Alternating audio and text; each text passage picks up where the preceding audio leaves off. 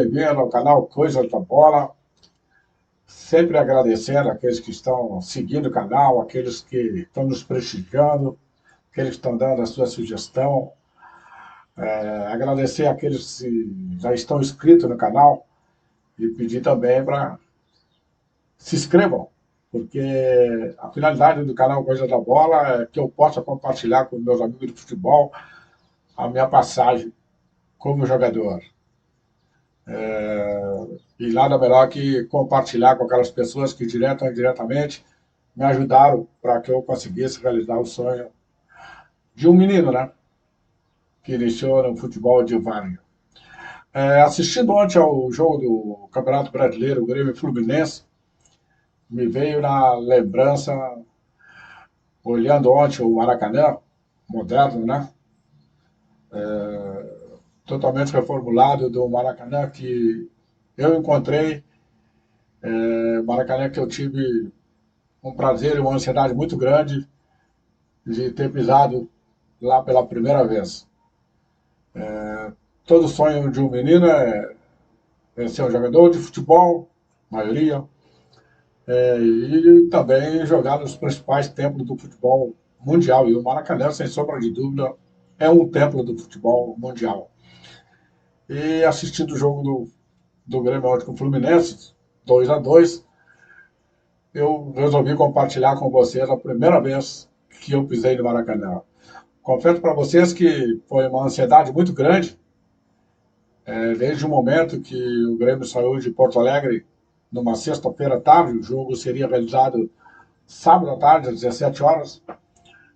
Desde o momento que o Grêmio saiu de Porto Alegre para a concentração, que seria realizado no Hotel Copacabana, no Rio de Janeiro, um hotel na época muito procurado pela maioria dos clubes de futebol brasileiro. Chegando no Rio de Janeiro, já iniciamos o período de concentração, né? E teria que ser a concentração mesmo, porque no dia seguinte a gente iria enfrentar nada mais, nada menos que, na época, denominado pela imprensa do futebol brasileiro, a máquina tricolor. Era um Fluminense memorável. Me lembro do Fluminense que tinha jogadores como Félix, goleiro, tinha Toninho, lateral direito, tinha Silveira e Assis, uma dupla de zagueiros que depois eu tive o privilégio de jogar com eles no Sport Recife, onde a gente foi campeão, dois grandes amigos. E na lateral esquerda tinha o Marco Antônio. O meio-campo do Fluminense era o Zé Mário,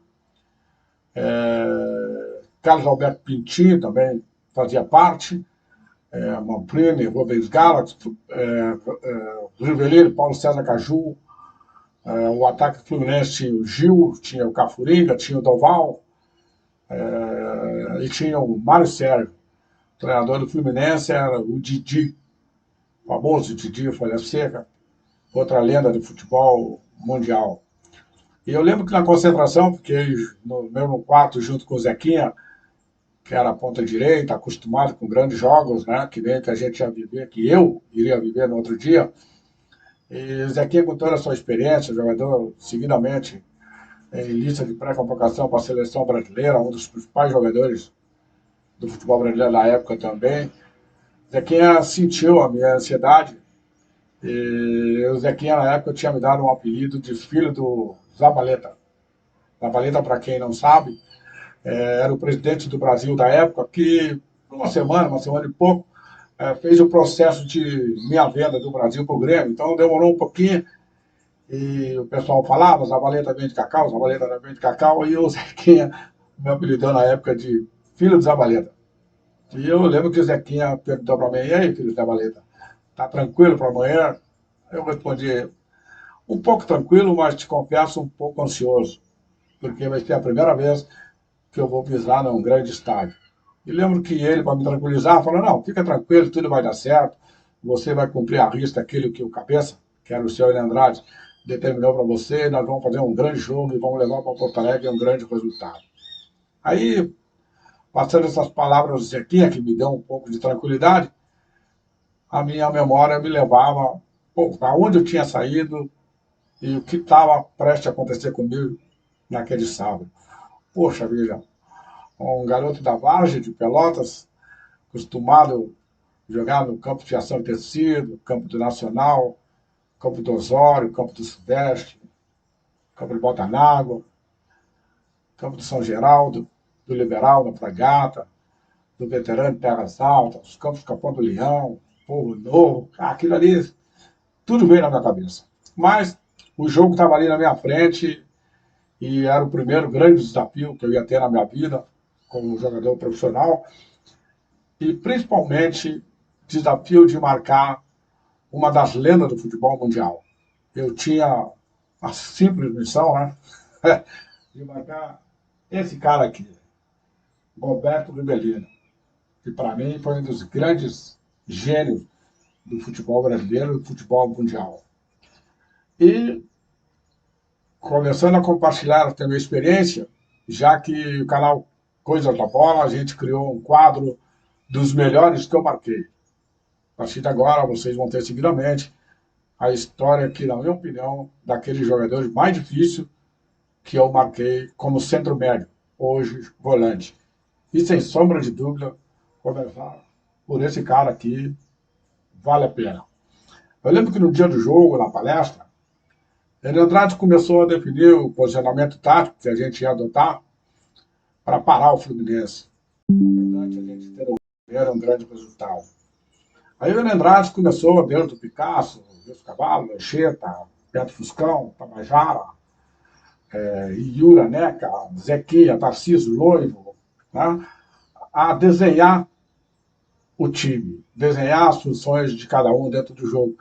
E eu fiquei meio cabreiro, né, porque nessa montagem do Enio, ele passou, ele simplesmente não estou nos primeiros momentos. Aí eu fiquei muito pensativo. Depois que ele falou de todo mundo, ele chegou a mim. E eu me lembro nas palavras dele, ele disse assim para Cacau, te deixei para o fim, porque tu vai ser fundamental para que a gente consiga sair do Maracanã com um grande resultado. Você vai ter a missão de marcar Ribelino. Simples missão de marcar Ribelino. E eu vou te dar a dica como tu vai marcar Ribelino.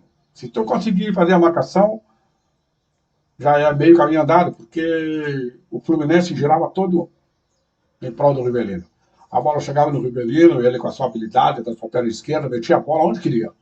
Metia a bola na diagonal para o Gil, que era velocista, fazia um trabalho de aproximação com o Doval, metia a bola para o Mário Sérgio, que era também uma cabeça pensante, Fluminense, junto com o Caju. Aí Ana Andrade falou para mim, toda bola que chegar no pé do Ribelino, você tenta neutralizar a perna esquerda do Ribelino, que é a boa, além do passe, além do drible. O Ribelino tinha um drible que ele levava a bola rente ao pé esquerdo, tinha um elástico, né? Ele dava um elástico nos seus marcadores. E se você não estivesse atento nesse tipo de jogada, olha, ele desconcertava o marcador e até você se recompor demorava um pouquinho.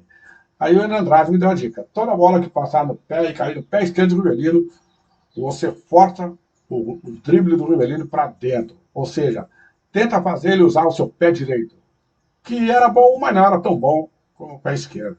Então essa era a missão que eu tinha.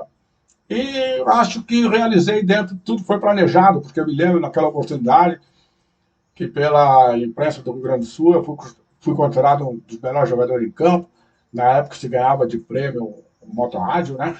E eu fui contemplado com um.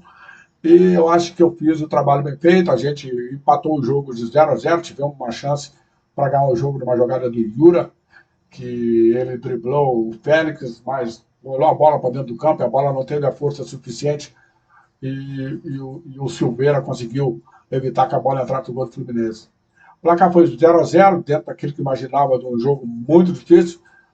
Tinha, na época, assim, acho que umas 40 mil pessoas do Maracanã. O Maracanã, na época, ainda tinha a Coreia, né?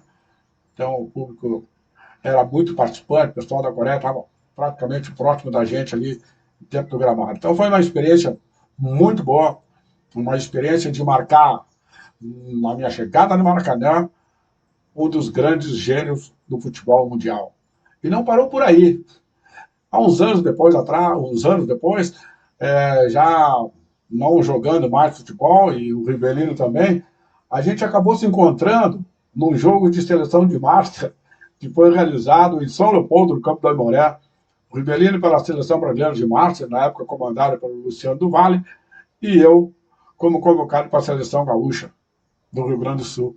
Um jogo que a Seleção Gaúcha ganhou de 3-1.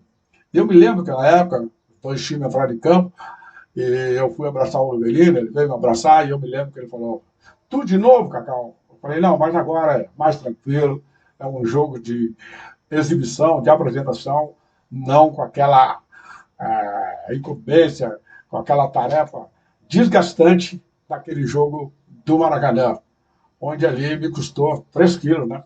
Eu perdi 3 quilos, mas acho que consegui a missão de marcar esse que, para mim, foi um dos melhores que eu marquei. Obrigado, curtam aí. E se alguém estiver vendo esse vídeo, conheceu o Rivelino, você próximo ao Rivelino, transmita para ele o meu reconhecimento por tudo que ele fez para o futebol brasileiro e para o futebol mundial. E para mim, Riva, foi um privilégio ter conseguido te marcar. Um abraço e até a próxima.